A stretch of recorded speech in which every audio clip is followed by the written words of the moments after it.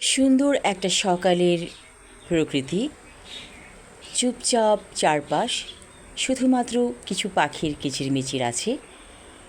ভালো লাগছে। শুভ সকাল। শকর আলহামদুলিল্লাহ বেশ ভালো আছি। এই অটো সাজেশনটি অন্তত ২০ বার বলুন, তাহলে আপনি সারাদিন ভালো থাকবেন।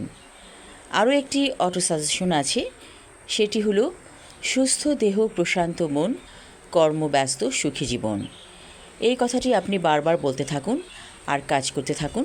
দেখবেন যে আপনার কাজের মধ্যে আনন্দ পাচ্ছেন এবং সারা দিন আপনি ভালো থাকছেন। যাই হোক, এই যে দূরে পাখির কিচিরমিচির, ওরা জেগে উঠেছে অনেক অনেক ভোরে, তারপর তারা খাদ্যের সন্ধানে বেরিয়ে গেছে। এমনি করেই পৃথিবীর প্রত্যেকটি প্রাণীকুল তারা যার যার কাজে ব্যস্ত থাকে। এই যে মাঝে মাঝে আমরা দেখি পিঁপড়ার সারি, ছোট একটি বিস্কিটের টুকরো অথবা একটি খাবার অথবা একটি ধান পড়ে আছে, হয়তো বা চাল। দেখা গেল যে অনেকগুলো পিঁপড়া সারি বেঁধে সেই খাবারটি খাবার জন্য যাচ্ছে। এই যে পিঁপড়ার দলবদ্ধতা, এই দলবদ্ধতা কিন্তু আল্লাহর নির্দেশই হয়েছে এবং পিঁপড়া যে দলবদ্ধভাবে চলাফেরা করে, এটি একটি দেখার বিষয়। এখান থেকেই আপনি শিক্ষা গ্রহণ করতে পারবেন। কিন্তু আমরা যারা মানুষ তারা কি করি, বিশেষ করে বাঙালিরা এই খাবারের জন্য কাড়াকাড়ি কামড়াকামড়ি করে থাকি, কার আগে কে খাবো। এই স্বভাবটা যদি আমাদের মধ্যে থেকে যায়, তাহলে তো আমরা এখনও সুশৃঙ্খল জাতি হিসেবে গড়ে উঠতে পারিনি। কিন্তু আজও দেখা যায় হয়তো কোনোখানে খাবার বিতরণ করা হচ্ছে বা অন্য কিছু দেয়া হচ্ছে, তখন মানুষ একেবারে হুমড়ি খেয়ে পড়ে। এটা কিন্তু আমাদের স্বভাবজাত হয়ে গেছে রীতিমতো। এবং কিছু কিছু পরিবারে দেখা যায় যে একটা হিংসুক সন্তান জন্মগ্রহণ করে ফেলে। সেই হিংসুক সন্তানটি কী করে, অন্য যারা আছে ভাই বোন, তাদের সাথে সবসময় হিংসা করে থাকে এবং তার একটাই উদ্দেশ্য যে সে বেশি খাবে এবং এই বেশি খাবার জন্য তার আপ্রাণ প্রচেষ্টা, সে মরিয়া হয়ে চেষ্টা করে সেই বেশি খাবার জন্য। কিন্তু সে ভুলে গেছে রিজিক হচ্ছে আল্লাহর নির্ধারিত। আল্লাহ আপনাকে যতটুকু দিবে সেই ততটুকুই আপনি পাবেন। আপনি কামড়াকামড়ি করছেন কেন? আপনার তো দরকার নেই হুমড়ি খেয়ে পড়ার, এটা অটোমেটিক্যালি আপনার কাছেই আসতো। শুধুমাত্র আপনি এটা শো করলেন সমাজে যে আপনি একটা লোভী মানুষ। আল্লাহর ওপর পুরোপুরি বিশ্বাস থাকলে এটি আপনি কখনোই করতেন না, কারণ আপনি অবশ্যই জানেন যে আমরা যা কিছু খাচ্ছি, যা কিছু করছি বা আমরা কি করব না করব, সবই আল্লাহর তরফ থেকেই আমরা করে যাচ্ছি এবং আমাদের জন্মের 50,000 বছর আগেই আমাদের ভাগ্য লিপি লেখা হয়ে গেছে। তাই কোনো কিছু নিয়ে অস্থির হবেন না। আপনার রিজিকে যা আছে সেটা আপনার কাছে আসবে, সেটা যত দূরেই থাকুক না কেন। কেন আপনি নিজেকে প্রমাণ করছেন যে আপনি লোভী? আপনি লোভকে সংবরণ করুন। আপনার ভাগ্যে যা আছে সবই আসবে, সময়ের ব্যাপার। এখনই আপনি অস্থির হয়ে পাগলের মতো এদিক ওদিক ছুটে বেড়াচ্ছেন যে আমার এখন চাই চাই চাই। আপনি প্ল্যান করছেন, নিত্য নতুন প্ল্যান করছেন, কিন্তু আপনি জানেন না যে আরও একজন আছে, তার প্ল্যান অনেক আগেই হয়ে গেছে।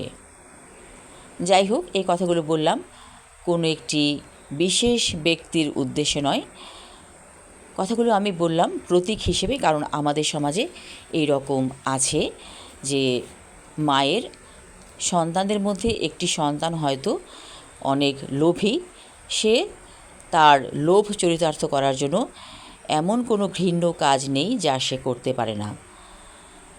এগুলো আছে, এদেরকে বাদ দেওয়া যাবে না, কিন্তু তাদেরকে আমরা সংশোধন করতে পারি।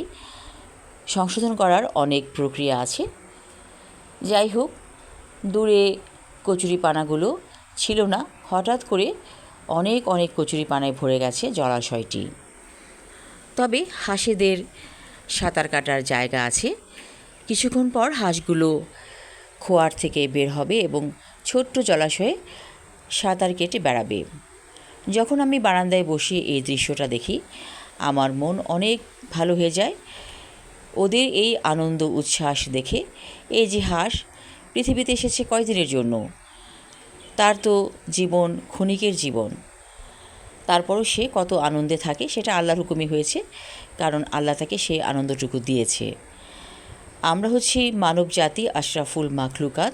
আল্লাহ যত কিছু সৃষ্টি করেছেন তার চাইতে আমরা সর্বশ্রেষ্ঠ এবং আমরা আল্লাহর প্রতিনিধি। প্রতিনিধি কাকে বলে? প্রতিনিধি হচ্ছে তার দায়িত্ব অনেক, সে কোনো কিছু নিয়ে প্রতিনিধিত্ব করছে, এবং এই যে আল্লাহ তাআলা আমাদেরকে প্রতিনিধি করে বানিয়েছেন সেটা কিন্তু কম না, আপনার দায়িত্ব অনেক। আপনি কি আপনার দায়িত্ব সঠিকভাবে পালন করছেন? যদি না করে থাকেন এখনই সতর্ক হয়ে যান। আপনার অতীতের ভুলভ্রান্তি যা কিছু গিয়েছে সেগুলোকে বাদ দিয়ে দিন। এখন কিভাবে সামনের দিকে এগোতে হবে সেই প্রচেষ্টা করে যান। অতীত সে তো চলে গেছে, ভবিষ্যৎ আমরা জানি না, কিন্তু বর্তমানটাকে আপনি কাজে লাগান। আপনার সমস্ত ভুল ভ্রান্তি বাদ দিয়ে এখন নতুন রূপে, নতুন মানুষ রূপে জেগে উঠুন। সময় আছে, আপনি কিন্তু এখনও পৃথিবীতে আছেন, আপনি বিদায় নিয়ে চলে যাননি। যখন আপনি চিরবিদায় নিয়ে চলে যাবেন, মাটির নিচে চলে যাবেন, তখন আর আপনার কোনো আমলই কাজে লাগবে না। তো এখন আপনি সময় পেয়েছেন, কারণ আপনি অবশ্যই ভাগ্যবান। তাই নিজের সময়টাকে কাজে লাগিয়ে সৎ পথে আসুন, ভালো পথে আসুন। যা কিছু ভুলভ্রান্তি হয়ে গেছে সে চলে গেছে এবং সেগুলোকে ছেড়ে ফেলে দিন। এখন নতুন মানুষ রূপে জেগে উঠুন, কারণ আপনি সময় পেয়েছেন। অনন্তকাল আমরা এই পৃথিবীতে থাকবো না, আমরা এই পৃথিবীতে এসেছি কিছুটা সময়ের জন্য এবং আমরা পৃথিবী পরিভ্রমণ করছি। We are cosmic traveller. এই ট্রাভেল শেষ হলে, অর্থাৎ ভ্রমণ শেষ হলে আমরা চলে যাব আরেক ভ্রমণে। তো সেই ভ্রমণটা হচ্ছে দীর্ঘস্থায়ী ভ্রমণ।